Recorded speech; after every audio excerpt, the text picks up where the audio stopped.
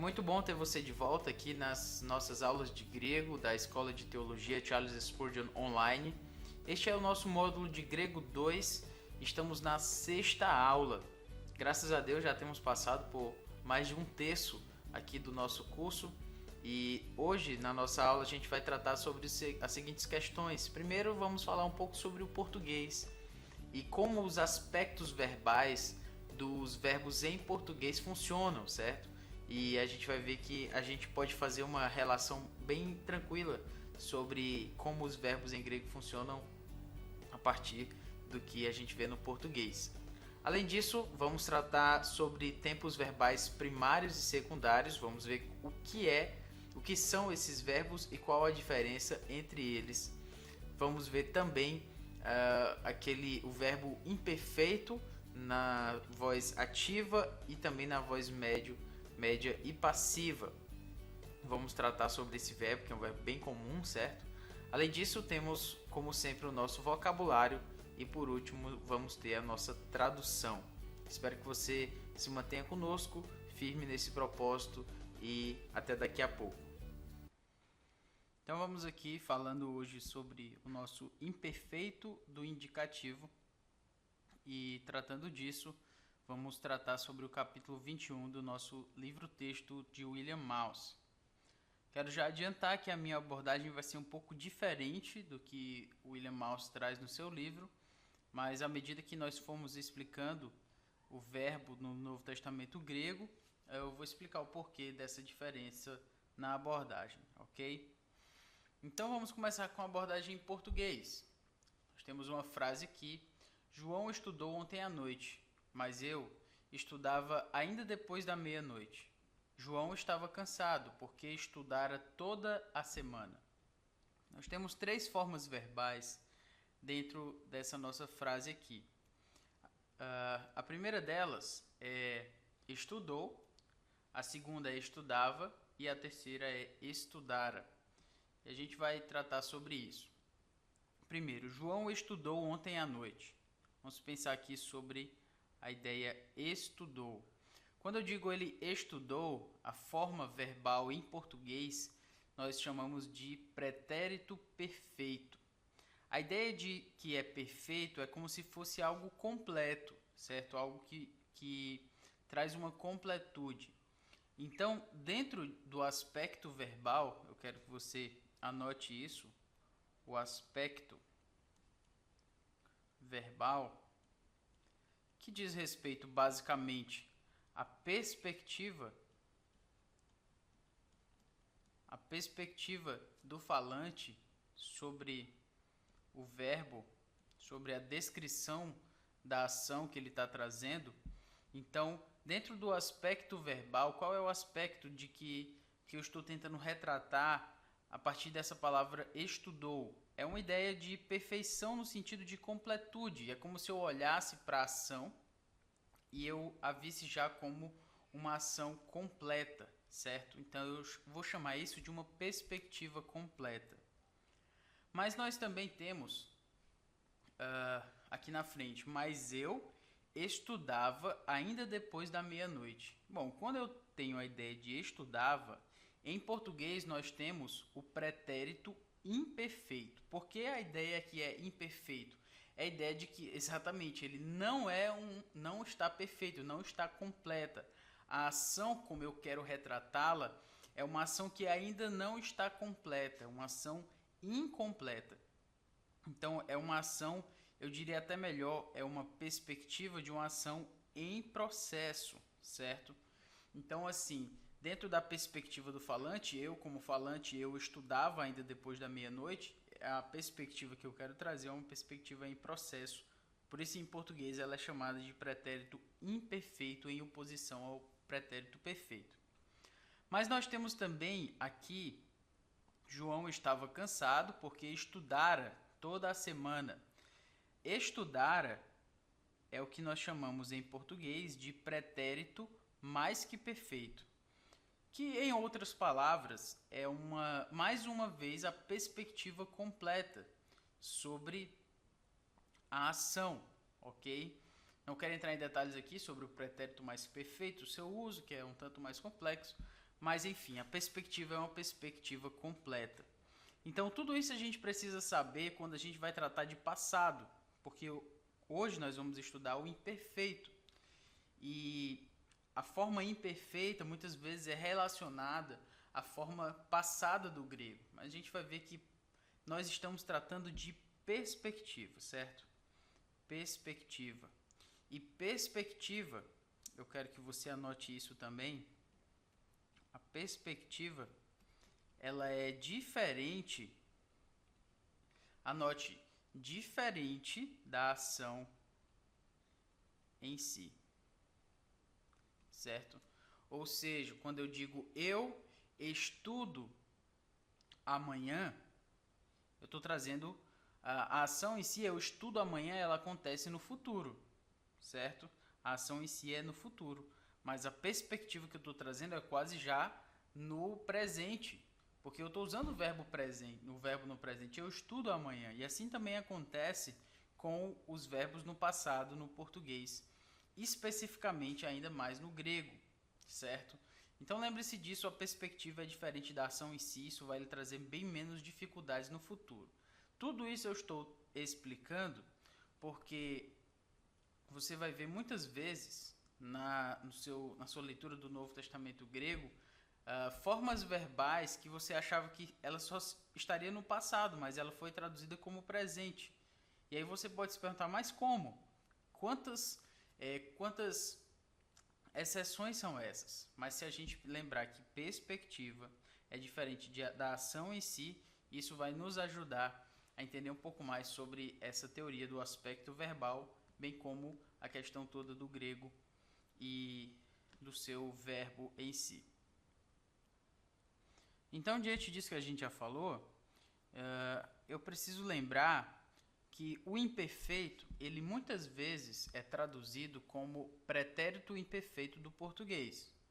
Já o aoristo, que é uma outra forma verbal que a gente vai tratar, ele muitas vezes é traduzido como pretérito perfeito do português. Então vamos utilizar o verbo amar como exemplo. Só um momento aqui, amar. O verbo amar, o pretérito imperfeito de amar, na primeira pessoa do singular será eu amava.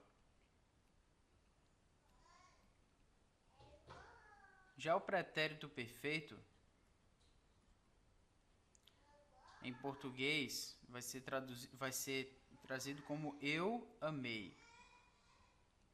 E assim nós temos o pretérito imperfeito e o pretérito perfeito. Nisso, é a forma como geralmente, muitas vezes, eu vou utilizar essa expressão muitas vezes, ele é traduzido como pretérito imperfeito do português, no caso do grego. Então, se eu tivesse o verbo amar no grego, muitas vezes o verbo agapao estaria no imperfeito e ele seria traduzido como amava, né? Eu amava, ele amava, tu amavas, enfim.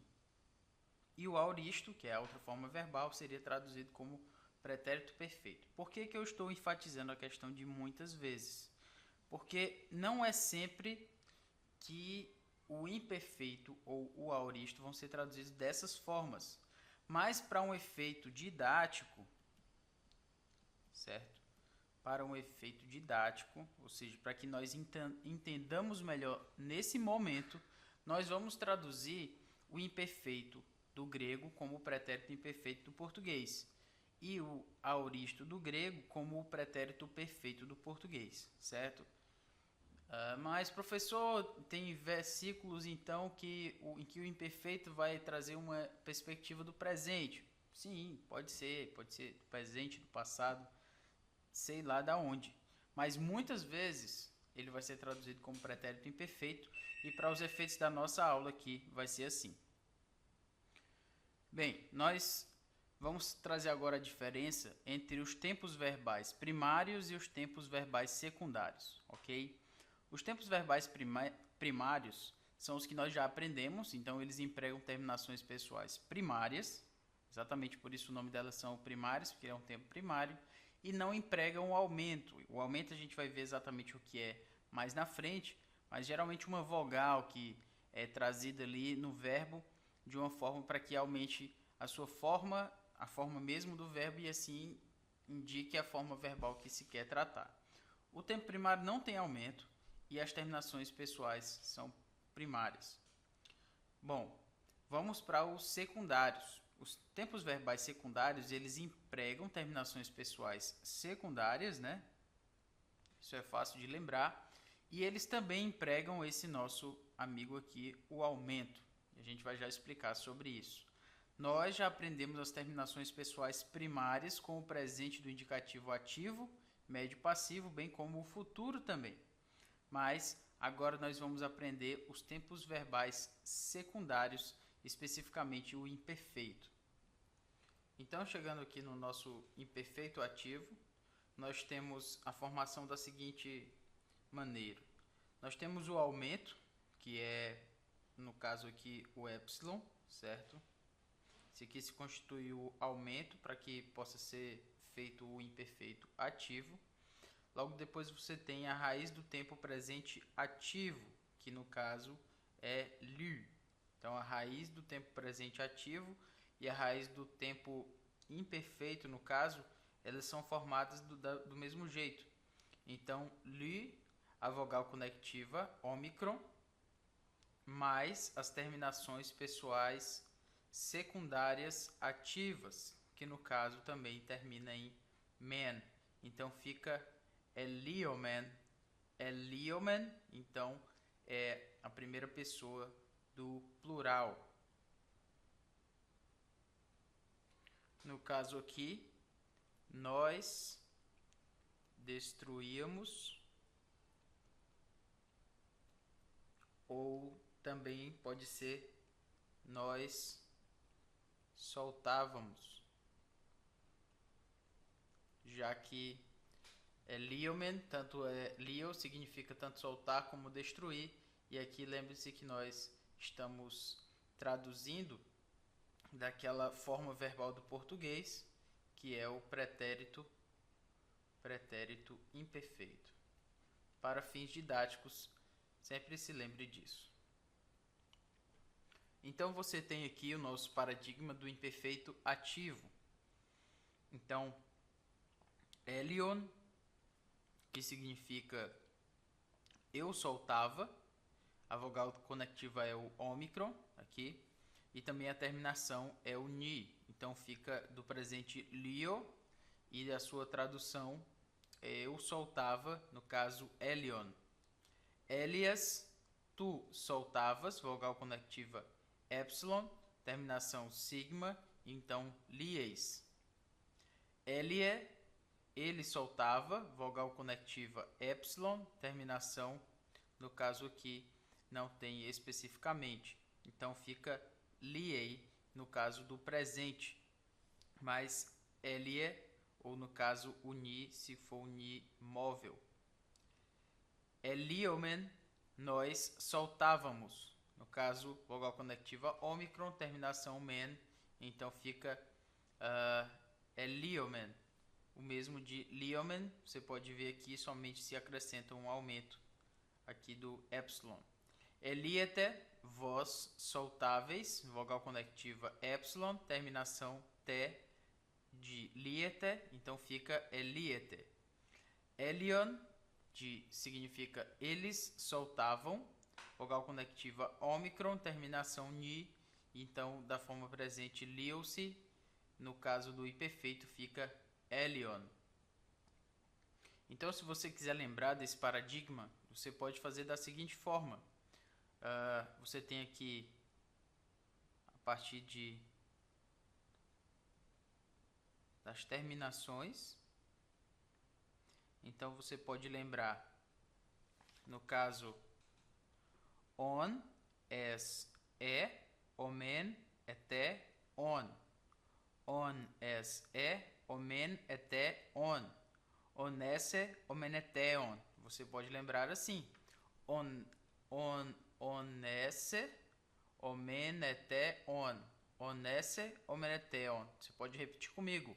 Onese, omeneteon. Mais uma vez. Onese, omeneteon. onese, omeneteon. E assim você pode lembrar do paradigma do imperfeito ativo, onese, omeneteon. Lembra de o eis-ei, omeneteu-si, o eis-ei, omeneteu-si. É a forma do presente indicativo ativo. E a forma do imperfeito ativo, onese, omeneteon. O eis-ei, omeneteu-si, onese, omeneteon. E assim você tem memorizado esse paradigma.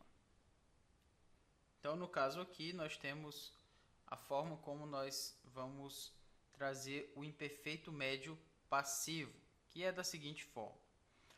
O aumento, a gente precisa empregar o aumento, que no caso aqui é o epsilon, a raiz do tempo presente passivo, no caso li, para esta forma verbal aqui a vogal conectiva ômicron, e as terminações pessoais secundárias passivas, no caso aqui men, primeira pessoa do singular. Então dessa forma nós ficamos ele homem, primeira pessoa do singular, que no caso, por ser passiva, vai significar eu era solto, ou eu era destruído. Por que essa forma verbal era? Porque ela, em português, é a forma do pretérito imperfeito, que no caso é a forma como nós temos traduzido a forma imperfeita. Então, assim, para passar para a voz passiva, o que vai para o passado é a sua forma verbal, no caso era ou era, e a forma do verbo principal solto ou destruído fica assim dessa forma. Então, eu era solto, eu era destruído. Se fosse a forma ativa, seria eu soltava, mas no caso é eu era solto, porque é passiva. Então, dessa forma, nós podemos passar para o paradigma, que pode ser explicado da seguinte forma: ele homem, eu era solto, vogal conectiva ômicron, terminação men, nós já vimos. A forma presente é lio e a forma passada, a forma imperfeita é eliomen. Lembre-se que é um eta aqui e não um epsilon, certo? Elio, tu eras solto, vogal conectiva epsilon. Resolvi uma elisão aqui, no caso terminação só. O que você precisa lembrar é que a forma presente era lies, mas agora ele ficou u, então é lio. Elieto, ele era solto, vogal conectiva epsilon, terminação to. A forma presente é liei, a forma imperfeita é elieto. Eliometha, nós éramos soltos. Você pode perceber que a diferença aqui é só do epsilon. Liometha ou eliometha. No caso aqui, liomen é a forma presente ativa. No caso, a forma imperfeita passiva é eliometha. Eliesthe, vós sereis soltos. Vogal conectiva epsilon, terminação the, sigma, theta, epsilon. E a forma presente ativa é liete. Elionto, eles eram soltos, vogal conectiva ômicron, terminação ni, tal, ômicron. No caso, a forma presente é liou-se, mas a forma passiva é elionto. E assim nós temos o paradigma imperfeito, médio e passivo. Então a gente tem aqui as características dos verbos imperfeitos. E uma delas que eu quero trazer aqui para a gente é o fato do aumento, certo? E ele quer dizer o seguinte: se o verbo começa com uma consoante, o aumento é um epsilon, ok? Sempre com uma aspiração branda. Então, no caso de lio, se eu quero transformá-lo em um imperfeito, eu vou acrescentar então o aumento aqui, o epsilon com uma aspiração branda, elion, e não helion, mas elion. Já se o verbo começa com uma vogal, o aumento é formado pelo alongamento daquela vogal, ou seja, HPA é alongado, né, junto com o epsilon, e fica sendo então um egapon, ok? Egapon porque alfa mais o epsilon vai se tornar então um eta. Então dessa forma será um alongamento egapon. Lembre-se então que nós temos o epsilon, que é a forma do aumento para a forma imperfeita. Então, para facilitar para a gente, nós temos uma tabela aqui de como o imperfeito é formado com os seus aumentos. Então, a forma original alfa, se o verbo então estiver começando em alfa, se houver um aumento, alfa mais epsilon vai se tornar eta. Se for epsilon mais epsilon, vai se tornar eta também. O ômicron alongado vai se tornar um ômega. Um eta alongado vai se tornar um eta. Um iota alongado vai se tornar um iota. Um y alongado vai se tornar um y. E o ômega alongado vai se tornar um ômega. Ok? Então, talvez os mais complexos aqui vai ser somente o alfa. O alfa é que é mais diferente, porque ele vai se tornar eta. O restante, o epsilon alongado, é eta. Sabemos que o epsilon é breve, o eta é longo, então foi alongado. O ômicron também, ômicron menor, ômega maior, então o restante fica sendo igual. Para os ditongos, o alfa, iota, ai, então você lembra que o alfa alongado é eta, então nós temos um eta aqui, mas como nós temos um iota aqui, esse iota se torna um iota subscrito. Assim também, epsilon, iota, ei, o eta se torna alongado, né? E o iota subscrito. Ômicron, iota, o ômicron é alongado para ômega e o iota subscrito. No caso, o alfa com y, já que o y não fica subscrito, ele continua aqui. Então, eta, y, e o epsilon alongado fica para eta e o y não subscreve, continua aqui sendo pronunciado. Já com relação aos verbos compostos, o aumento vem depois da preposição e antes da raiz do verbo. Ou seja, nós temos catabaino, que é um verbo composto da preposição catar mais baino. Então, como é que nós aplicamos o aumento a esse verbo? Bom, como tem aqui, ele vem depois da preposição e antes da raiz do verbo baino. Então, catebaino, certo? O aumento vai vir para cá. Então, catebaino. E assim nós temos essas características também. O verbo eimir, o verbo ser, ele sempre vai ser irregular, certo? Nas suas formas verbais. Isso é bem comum, praticamente todas as línguas têm o verbo ser como irregular. Isso não é diferente para o grego. Mas, falando aqui então do verbo eimir, para o imperfeito você também vai precisar memorizá-lo, já que o verbo eimir é tão comum. Mas ele não é tão difícil de memorizar, porque todas as vezes ele vai começar com um eta, no caso aqui, eta, eta, eta, eta, eta e eta. Todas as vezes se repete. Então, eimen significa eu era, eis, tu eras, lembre-se aqui que é a forma imperfeita do pretérito, na verdade, né? Pretérito imperfeito do português, assim para fins didáticos nós temos traduzido. Então, eimen, eu era, eis, tu eras, en, ele era. Eimen, nós éramos, eite, vós éreis, eisen, eles eram. Então vamos lá. Eimen, es, en, eimen, ete, eisen. Eimen, es, en, eimen, ete, eisen. E assim nós temos o paradigma do verbo eimir. Aqui nós temos o vocabulário dessa nossa lição, certo? Então vamos lá. No grego, akolutheo significa eu sigo ou eu acompanho. Didasko, verbo, significa eu ensino. Você pode lembrar, nós já temos tratado aqui de, por exemplo, didática.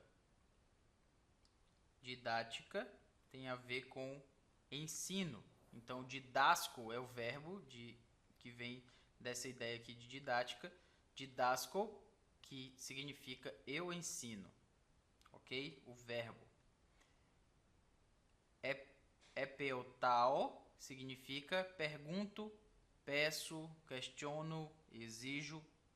Mas nós temos um também aqui que é erotao, que também é pergunto, peço e rogo. Nós também temos a palavra thelo, é um verbo, significa determino, eu quero, eu desejo ou eu desfruto de. A palavra thelo pode nos lembrar de um termo geralmente trazido em textos filosóficos, o telos, que tem a ver com vontade, certo? Então, se você já viu esse termo, telos, ele tem a ver com vontade. Então, teleológico, por exemplo, uma ideia que tem a ver com vontade, com querer. O verbo thelo, de onde vem essa ideia de telos, de teleológico, tem a ver com eu determino, eu quero, desejo, enfim. Peripateo significa eu ando, ou eu ando em derredor, ou eu vivo, né? No sentido de eu ando feliz, eu vivo feliz. Peripateo, talvez você tenha já ouvido falar da palavra aulas peripatéticas. Peripatéticas. Que são as aulas peripatéticas? Eram aulas em que o professor ele andava e os alunos o seguiam. Geralmente aquela ideia, né, das aulas dos gregos, né, dos filósofos. Então eles tinham essas aulas peripatéticas porque eles iam andando e explicando o conteúdo. E essa palavra peripatética vem justamente do verbo peripateo, que significa eu ando. A palavra sinagogue já é autoexplicativa, é um substantivo feminino, cujo genitivo é sinagogues, aqui o artigo feminino re, sinagoga ou reunião. Então, sinagogue tem a ver com sinagoga, ou também somente reunião. Não necessariamente uma ideia religiosa, mas quando há um campo semântico, um contexto que a ideia religiosa se insere, então significa sinagoga. Farisaios, fácil de lembrar, farisaio, genitivo, então substantivo masculino significa fariseu. E a palavra chronos, chronos, cujo genitivo é chrono, é um substantivo masculino, significa tempo. De chronos vem aquela ideia de, por exemplo, cronologia. A cronologia, né, a ideia de um documento, então uma fala que diz respeito ao tempo, né, que já se passou de algum evento, enfim, nós chamamos cronologia, ou algo cronológico, tempo cronológico, enfim. Essa ideia crono, esse prefixo, vem dessa nossa palavrinha aqui, chronos, que significa tempo. Então, cronômetro. Cronômetro é a forma de medir, ou metro, né, de metrificar o cronos, o tempo, por isso o nome é cronômetro. Ou então, no caso aqui, cronologia, enfim, é fácil de lembrar, chronos significa tempo. E assim nós temos o vocabulário dessa lição. Aqui nós temos a parte prática, né, a tradução da nossa lição. Então vamos lá. Kai Kai significa e, então nós vamos traduzir aqui por e. Autós significa ele, é o nosso pronome, certo? Pronome pessoal. Então, e ele. Lembre-se que esse nosso pronome pessoal aqui está na forma nominativa, que diz respeito a sujeito ou predicativo do sujeito. No caso aqui, nós não temos o verbo de ligação, então ele vai ser o sujeito da frase. Então, e ele é didasken. Didasken é a forma do imperfeito. Didasken, você pode lembrar, por exemplo, do que a gente já aprendeu. Didasken vem de didasco, que é eu ensino. Então, didasken, esse ni final aqui, ones en, você pode lembrar, on es en, omen até on. Então, on es en, no caso aqui, é a terceira pessoa do singular, didasken, então ele ensinava. E ele ensinava. En significa em, tais significa as. No caso aqui, nas. Certo? En mais as, nas. No caso aqui, você deve lembrar que o en, ele é a preposição que com o dativo significa em. Então, aqui está no dativo plural, tais sinagogais. E ele ensinava nas sinagogas.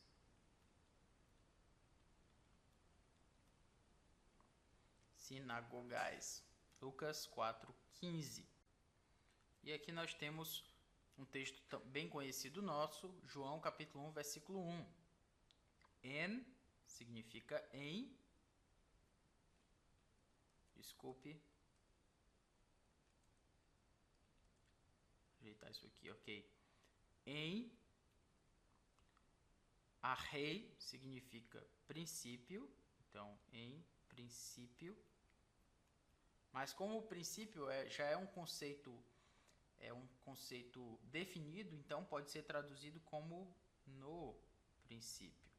Então, no princípio, en era hologos. No princípio era no caso, o verbo, mas eu vou traduzir como a palavra, certo? No princípio era a palavra, kai e hologos, a palavra. Mais uma vez, o en, verbo eimi, então, no princípio era a palavra e a palavra en. Lembra que o verbo eimi, que é o verbo aqui traduzido, certo? Só que aqui no presente, o verbo eimi, no caso aqui no imperfeito, ele tanto significa ser como estar. Ser ou estar. Então, como é que nós vamos traduzir isso aqui? En arrei, no princípio era a palavra, e a palavra era com Deus. Mas fica soa mais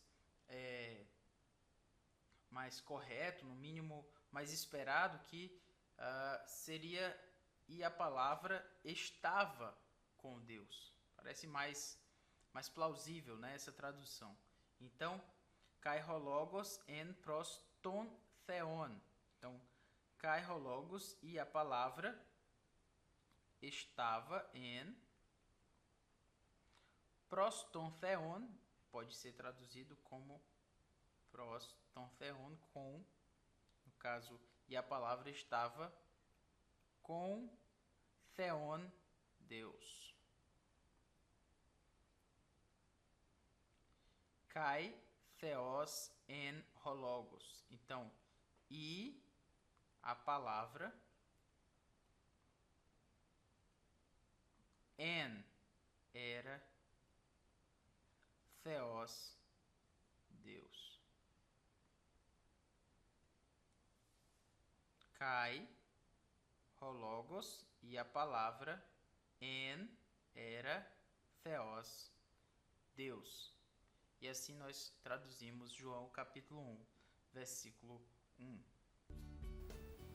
Então chegamos ao fim de mais uma aula e queremos ir aqui para o nosso tempo de revisão. Primeiro falamos sobre o aspecto verbal e falamos que a perspectiva do falante ou do escritor é diferente da ação em si. Então, aquilo que aconteceu de fato, obviamente está ali, aconteceu.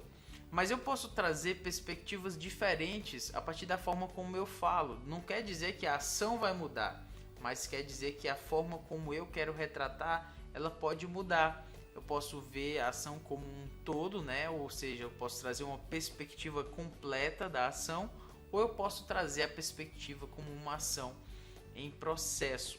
Então é só um toque aí sobre o aspecto verbal. Além disso, nós falamos sobre os tempos verbais primários e secundários e vimos que a diferença entre eles está nas terminações. Os verbos primários levam terminações primárias, os verbos secundários levam terminações secundárias. Até aí tudo bem, mas a gente falou sobre algo interessante, que é sobre o aumento, e falamos que esse aumento ele é inserido nos verbos secundários e aqueles que obviamente levam essas terminações também. E como esse aumento ele é trabalhado aí, a gente tratou sobre tudo isso, você deve lembrar. Obviamente falamos sobre o imperfeito ativo, médio e passivo, trouxemos a forma e o paradigma deles, bem como o paradigma do verbo eimi no imperfeito, o que sempre é importante nós memorizarmos, porque o verbo eimi é um verbo irregular. O que nós trabalhamos também hoje no nosso vocabulário, uma palavra interessante é a palavra chronos, que, como eu mencionei, é de onde vem a nossa palavra cronologia ou cronológico. A palavra cronos ou chronos, como diríamos em grego, é uma palavra bem presente no nosso vocabulário em português. Vale a pena ver a diferença entre a palavra chronos e a palavra kairos, que é outra palavra para tempo também. Então, se você é um pouco curioso, gostaria de saber aí a diferença, vale a pena pesquisar. Além disso, trouxemos a nossa tradução e o meu toque é que você não fique só nessas traduções, que você tente pegar o seu Novo Testamento grego e comece já a traduzir. Você já tem um conhecimento de várias palavras e de vários tempos verbais. Então vale a pena já começar a traduzir ali alguma coisa para a sua própria prática, porque esse curso ele é muito prático. Se você não o colocar em prática, obviamente você vai perder muito, você não vai entender. Grego é exercício. As nossas aulas elas conduzem você ao entendimento, mas elas dependem muito mais de você do que de mim. E então, com isso tudo, tente traduzir, tente usar a sua prática para lhe ajudar e você conseguir entender melhor essa língua, ok? Então, até a próxima aula, se Deus assim nos abençoar.